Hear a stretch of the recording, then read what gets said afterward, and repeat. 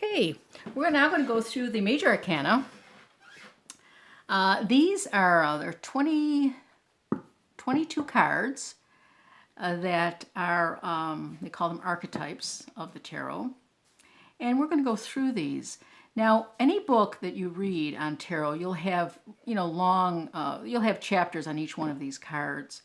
But rather than, try to read all that stuff and memorize all that stuff, it's really not necessary because the cards, again, will tell you a story. That once you get a sense of the cards and you pick up things in the cards, that will tell you a story that will help you remember what the card is, what the card's meanings are. The card meanings are changeable from person to person. They're changeable depending on the reading. So there's a lot of variability even in the major arcana. Like if you were reading this for someone, you pulled up the Fool. We're going to talk about what the Fool generally means, but you could take any aspect of this card, and there's all the majors have a lot of different aspects to them. You could talk about the dog, you could talk about the sun, you could talk about the flower he's carrying, you could talk about the knapsack he's got on his shoulder. You talk about the cliff, the sky, the water. So there's a lot of things you can pull out of a card and discuss and bring in some kind of meaning to your reading. But right now we're going to go, as this is an introductory course, we're just going to go and we're going to get used to looking at this card, knowing what this card means, at least give it one meaning and move on. Now, the tarot is also known as the Fool's Journey. And what the Fool's Journey is about almost us as a soul or a spirit coming into our lives and our existence in this world, and then ending up sort of at the end, the world, which is also sort of like a self-actualization. So I see the tarot as this entity that's coming in before we're actually manifested into this world. We travel through our world, we travel through our lives, and then we come out at the end. And this is the world, this is the end of the cycle. This is the beginning of the cycle, and this is the end of the cycle. Now you'll notice they have numbers on the bottom. It goes 0 to 21. There's actually 22 cards because this is actually a card. It's just not numbered 1. So there's 22. And whenever you're looking at these cards, you'll see the picture, you'll see the name of the card, and you'll see the number. And when you come across, like on this continuum of life and experience, you can tell from, if it's a 12, it's sort of in the middle of a lifespan. If it's a lower number, it's sort of in the beginning. If you're later on, if you got a 14 or 15 or 16, you know it's coming towards the end. So that's just a good way to judge, where get the number, get a sense of where it is on this continuum of our lives. So we'll start with the Fool. And this is called the Fool because a fool, and you can think of anything you want, but a fool is someone who is carefree. And here you see him stepping off a cliff. And he seems very happy and he seems ready to fly. He's got all the energy of almost a childlike energy to him.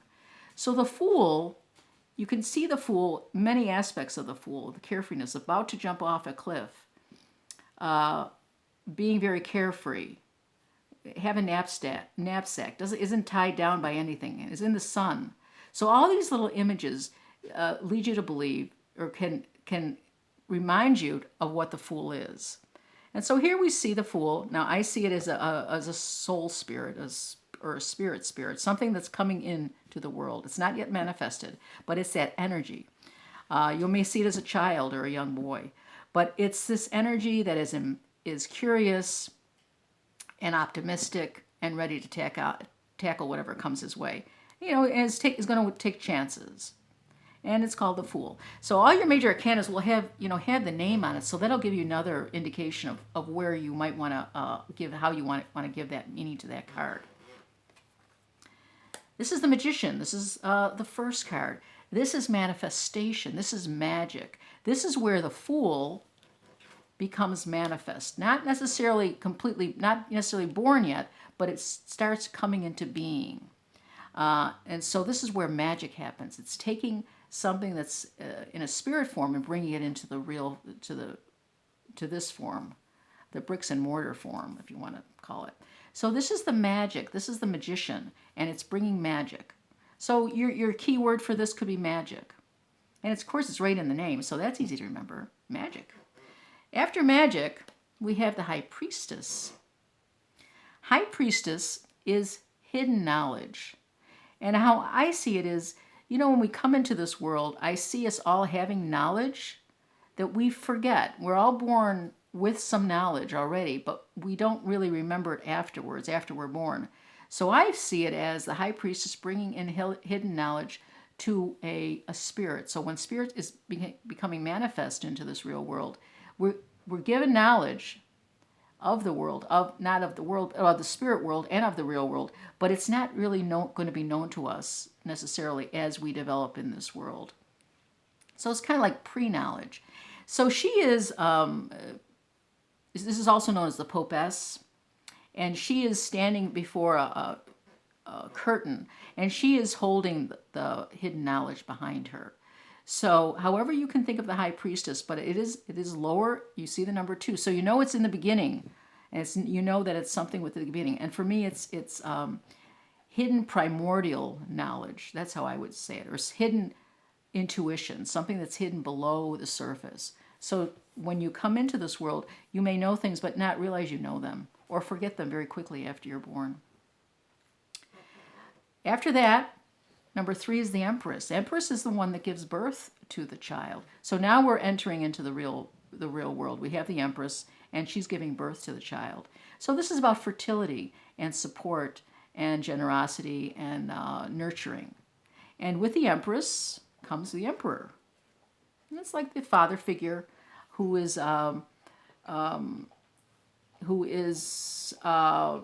strong, male energy, determined. He is analytical, hardworking. So we have the Emperor and the Empress, the parents of the child, the parents of the fool. But it's not really. We're going to get away from the fool's story, but you can see how this is sort of progressing. So we have the child manifesting, and then we have these other parents. And again, you can see the Empress is someone who's fertile. You can see all the fertility around her and support. The Emperor is more stalwart, decisive, and you can see that in his picture. So you can get any one of those keywords for that. The next thing is the Hierophant. This is also known as the Pope. And this is knowledge that is learned. So this is the child that's born, the fool that's come into existence. And he begins to learn. This is external knowledge being brought in and taken in by the child, by the fool. So here we have the Pope, and there's other meanings for the Pope, but if you just want to think about the Pope, he's kind of low. He's got a 5, and it's external knowledge. Things that you learn. It could be schooling. It could be something you learn from your parents. It could be things you learn from a book. This is kind of a scholarly learning exterior knowledge, where the High Priestess is interior knowledge, hidden knowledge. So then we get into the child is growing older, and we get to the Lover's card. This is another stage of growth where they become older, the child becomes older, and starts realizing there's a world out there. Setup mode is off. Just a moment while this device reconnects. Oh boy, I didn't expect that.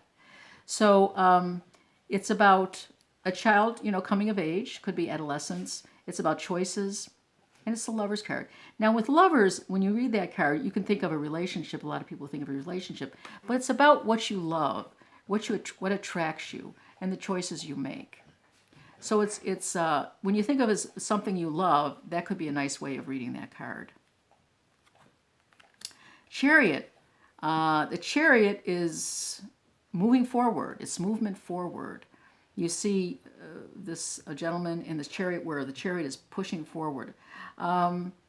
So for me, the chariot is always moving forward. And that's easy for me to see that in this picture because you're supposed to have, these are 2 sphinxes, but they have all kinds of different animals in these other cards that may be a chariot. So this is movement forward. It's also like in battle, in a moving forward in a battle. But you can read it that way or not. But I see it as moving forward. For me, that's moving forward. Again, you can get your own definitions or take some out of the book. So when you move forward, you're embattled, and then the next thing is strength. And sort of strength is pretty obvious. So if you were to pull this card and see the strength card, you say, well, you know, you are, this calls for strength, or you're showing strength in a certain situation. Again, if you want to learn more for the card, you could go in and you learn about the infinity sign and the lion, the meaning of the lion and the woman. But here with this card, strength, we automatically have a keyword right in front of us, strength. And there's other cards that have the keywords right in front of us. The Hermit, it's searching for knowledge. He's got the lantern, he's out and he's alone and he's searching for knowledge. So this is a search for knowledge. This is someone going sometimes within or sometimes without, looking for knowledge. And that's the Hermit. The Wheel of Fortune, you see this turning of the wheel. And that's sort of fate. It's like what happens, what may happen. Fate can be good or fate can be bad. It's things that happen externally that can affect the trajectory that you're on. And here we see the Wheel of Fortune, which pretty much explains that card as well. Justice. We have justice is justice. What is fair? What is not fair? How do you weigh things? How the scales and then the decision. The scales weigh things to see which way you should go, and then the sword of truth comes down, and then you make a decision. So justice is finding the proper way or the just way of proceeding. Again, these are very simplified meanings, but they're meanings. The Hangman. The Hangman looks at things upside down. You see, he's upside down. He sees things upside down. What does that mean? He sees things in a different perspective. So when you see the Hangman, you can just say, well, he's seeing something in a different perspective.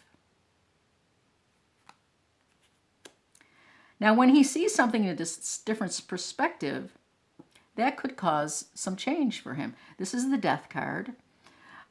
It's also transformation. Something dies, something changes to bring forth new growth. And maybe with a different perspective, he takes a new path in his life or her life. So death is usually a change in someone's thinking or feeling, and then going on a different road. It's also wherever there's death, there's rebirth. So that's another thing to consider when you see the Death card. And that's usually internal. Temperance. It's weighing it's mixing two things together. It's the blending of things. It's mediation. It's also not extremes. It's bringing everything sort of together. And so we have this temperance of, and you see an angel there. So it's kind of like bringing things together, the mixing of things. It's also maybe, not extreme, bringing things that are extreme, bringing them more into the fold, bringing them more together.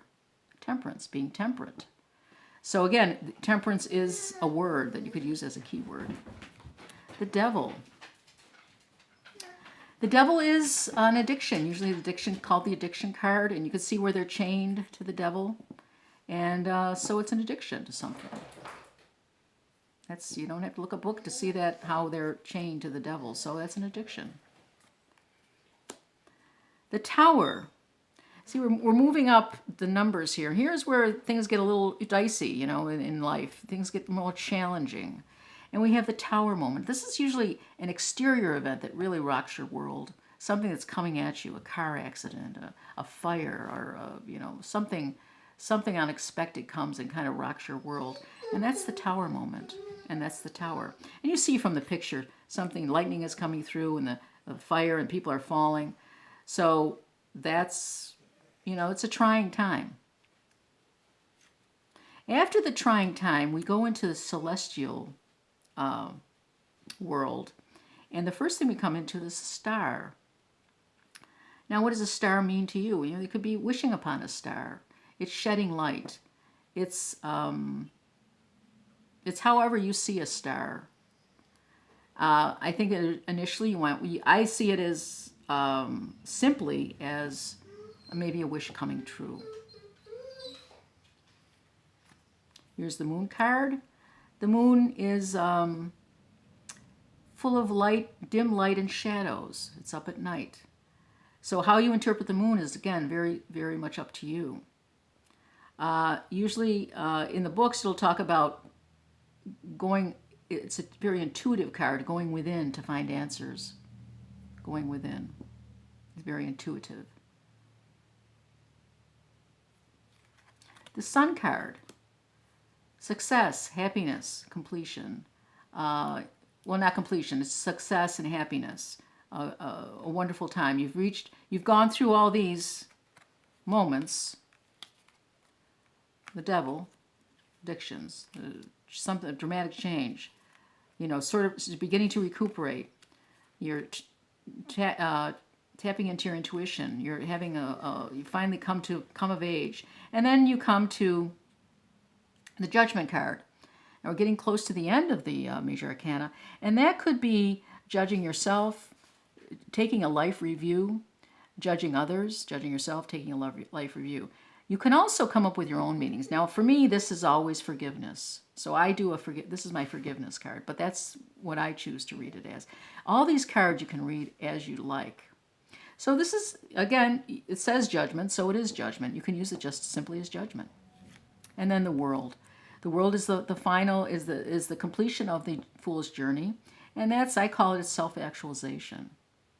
So it's a completion of a whole cycle. Then you just begin again. So it's really interesting how, for me, how I consider this the Fool's Journey. And that's what really got me interested in the tarot, the Fool's Journey. Again, you can read these cards just by looking at the pictures. And then if you want to learn more information, you go to a book and look at what the book says. So that's my introduction into the Major Arcana. I hope this has been helpful. Have a great day.